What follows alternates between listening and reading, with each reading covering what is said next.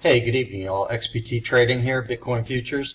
Let's take a look at the trade plan for the Globex evening of Thursday, May 17th into the regular trading session on Friday, May 18th.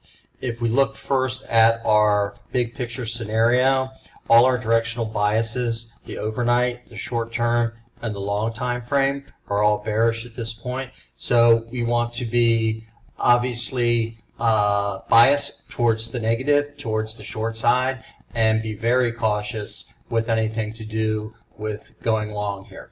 So with that said, yesterday's average in the regular trading session was very tight, 292 handles, and the 24-hour session was almost 500. So with that said, let's take a look and see what to expect for tomorrow. If we look at our initial support and our initial resistance, we can see that actually we've headed into the Globex tout already. So I'll quickly go over the resistance to see if we do make it back up to this point. The initial resistance at 82.55, 82.88 is a major bull bear zone, meaning that multiple time frames have aligned here with some key spots that mean if we stay below this, it's a bearish scenario. If we go above this, the bulls may have a chance here. So right now we're below it. Resistance zone number 2, 83.18 to 83.31, and above that 83.58 to 83.85. We'll see if those get touched. Now, in the overnight, if they do come back and first touch at each zone, again, depending upon how we arrive at the zone, could be a place for responsive sellers to jump in again and short the market. So watch each zone as price approaches.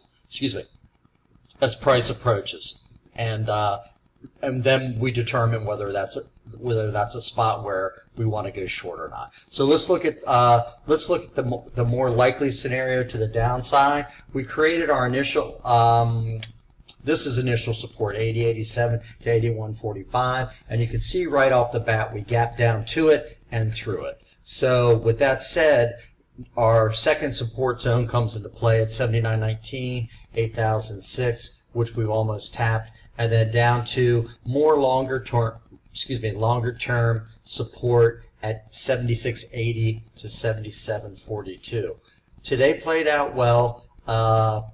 We'll see what's what here with our bearish scenarios. We'll see if our support zones hold up. We're getting down to points where there aren't a lot of data points as we near the all-time lows.